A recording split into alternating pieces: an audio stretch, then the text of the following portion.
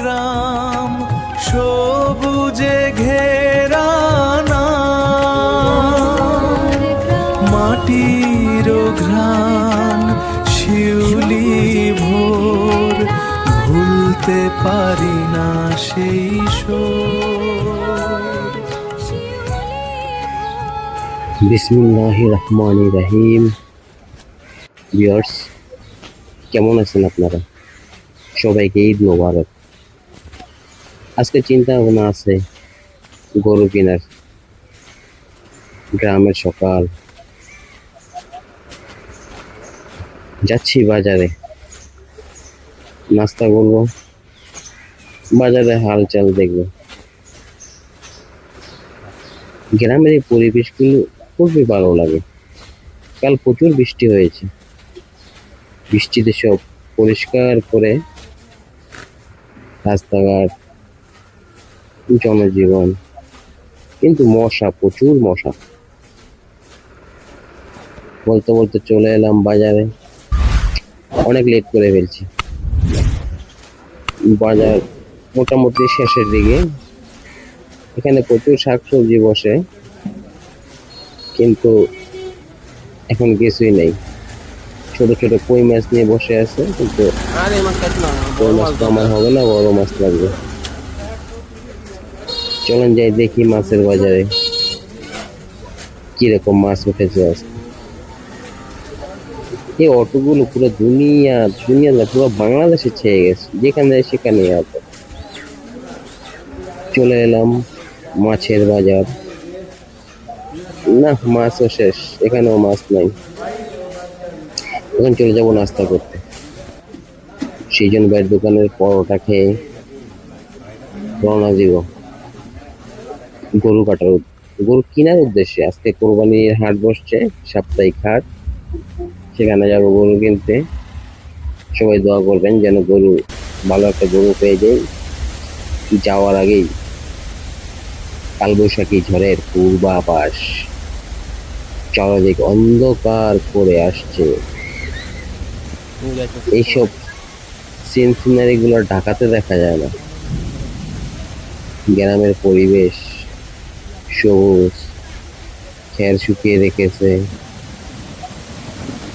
ছোট ছোট ছেলে মেয়েরা নদীর পার খেলতে গিয়েছিল, ঝড় দেখে চলে আসছে সবাই, কারণ এখন প্রচুর বজ্রপাত হয়। তাই আকাশ কালো করার সাথে সাথে বাসায় চলে যাওয়া উচিত। তো আমরা যাব গরুর হাটে, একটু ওয়েট করব।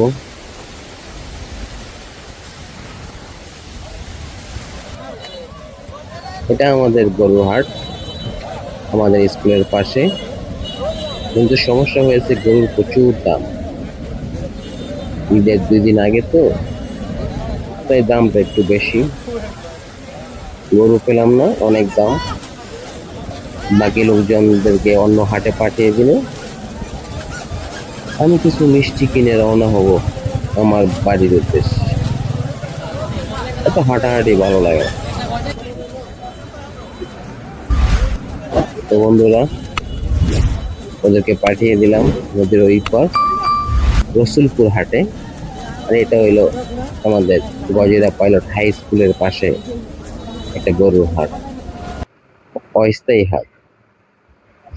তো রওনা দিলাম বাড়ির উদ্দেশ্যে।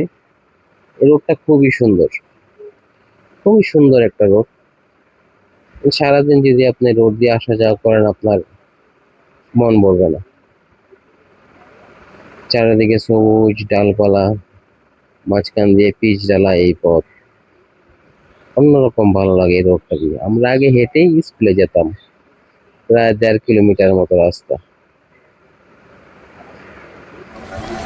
এই রাস্তা, এই যে এটা আমাদের ঈদগাহ এবং কবরস্থান একসাথে।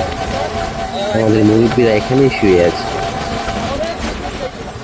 তো বলতে বলতে চলে এলাম আমাদের বাড়ির খুব কাছে। বিকালে যাব একটু বাজারে। বিকাল না, এখন দুপুর। দুপুর বেলা বাজারে তো কিছু পাওয়া যাবে না, তারপর দেখি বাজারটার কি অবস্থা। গ্রামের এইসব বাজার লোকালয় এগুলো দেখতে খুবই ভালো লাগে। আবার আমাদের বাতিজা ছোট ভাইরা ফুটবল খেলার অফার করেছে। যদিও বয়স নাই ফুটবল খেলার মতো, তারপরে যাব। আগে তো অনেক ফুটবল খেলতাম, বৃষ্টি আসলেই ফুটবল নিয়ে নদী চলে যেতাম। বৃষ্টিতে ফুটবল খেলার মজাই আলাদা গ্রামে। চলেন যাই, ফুটবল খেলে আসি আমাদের ছোট ভাইদের সাথে। ছোট ভাই আছে, ভাতিজা আছে, ভাগিনা আছে এবং মামাও আছে। ইয়ং জেনারেশনের সাথে আমরা এখন ফুটবল খেলে পারবো কিনা জানি না। এই আমাদের খেলা শুরু হয়ে গেল। এলাকা বনাম এলাকা, চলেন খেলাটা উপভোগ করি। যদি আগের মতো আর খেলার এনার্জি নাই, বল নিয়ে দৌড় দিলে এক স্টেপ দিলে আরেক স্টেপ দেওয়ার মতো ক্ষমতা থাকে না।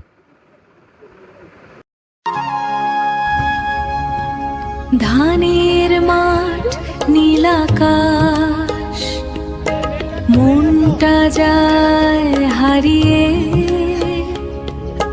নদীর জলে চাঁদের হাসি, স্বপ্ন আসে ভাসিয়ে।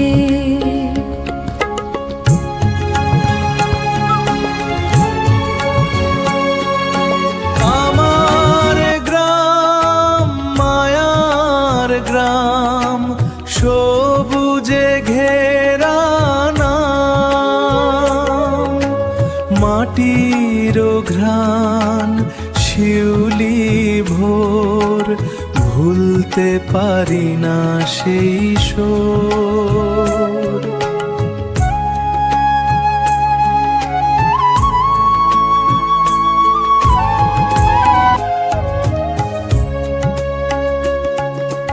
আমার গ্রাম মায়ার গ্রাম, সবুজে ঘেরা নাম। মাটির ঘ্রাণ শিউলি ভোর, ভুলতে পারি না সেই সুর।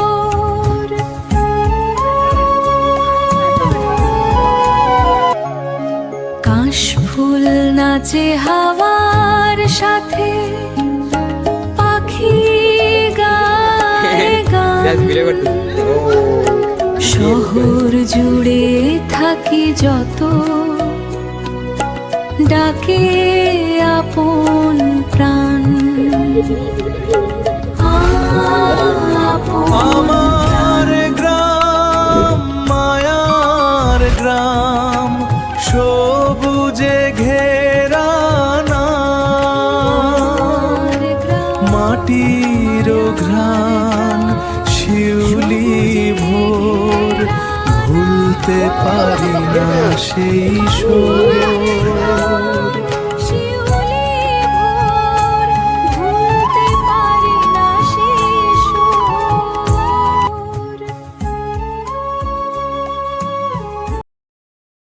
তো বন্ধুরা, হাট থেকে খবর আসলো গরুর দাম অনেক, তাই গরু পাওয়া যায় না। আমরা তো পরের দিন ট্রাই করবো ইনশাল্লাহ, আল্লাহ ভাগ্যে রাখলে ভালো গরু আমাদের মিলবে। তো ফুটবল খেলতেছি, যদিও তেমন খেলতে পারি না, শরীরে অনেক ভারী হয়ে গেছে। তারপরেও খুব আনন্দ লাগতেছে, কারণ অনেকদিন পর গ্রামের বাচ্চাদের সাথে ফুটবল খেলা। ছোটবেলা তো এসব খেলাধুলা নিয়েই সবসময় ব্যস্ত থাকতাম। এই গ্রামে আমরা বড় হয়েছি, ফুটবল ক্রিকেট খেলতে খেলতে। সেই শৈশবগুলো মনে পড়ে যায় এই গ্রামটাকে দেখে। তুমি থাইমা যাবে, তুমি পারবে না। আমার মনে হয় প্রতিটা মানুষ তার শৈশবকে খুব মিস করে। ছোট্টবেলা কত শান্তি ছিল, কোনো টেনশন ছিল না। যত বড় হচ্ছি আর টেনশনের মায়ায় নিজেকে শেষ করে দিচ্ছি। তো চলে গেলাম নদীর পার, গুগলে বলতে হলে নদীটাকে দেখতে। সামনে দেখলাম একটি কাক, সে একটা ইলিশ মাছ খাচ্ছে। আমরা সাধারণ মানুষ ইলিশ মাছ কিনতে ভয় পাই, আর সে পুরো একটা ইলিশ মাছের মাথা খাচ্ছে। সিনারিটা অনেক সুন্দর লাগলো, তাই একটু ভিডিও করলাম। মাছটাও মোটামুটি বড় ছিল, কোথা থেকে মনে হয় নিয়ে চলে আসছে। নদীর পাড় গুলো অনেক ভালো লাগে, অনেক মানুষ গোসল করতে আসছে, আর ঈদের টাইম তো সবারই তো বন্ধ, এটাই তো একটা আনন্দ। তো বন্ধুরা, আজকের মতো বিদায় নিয়ে নিলাম, চলে যাব বাসায়। সবাই সবার জন্য দোয়া করবেন। বাই, আল্লাহ হাফেজ। মাটির ঘ্রাণ শিউলি ভোর, ভুলতে পারি না সেই শোর।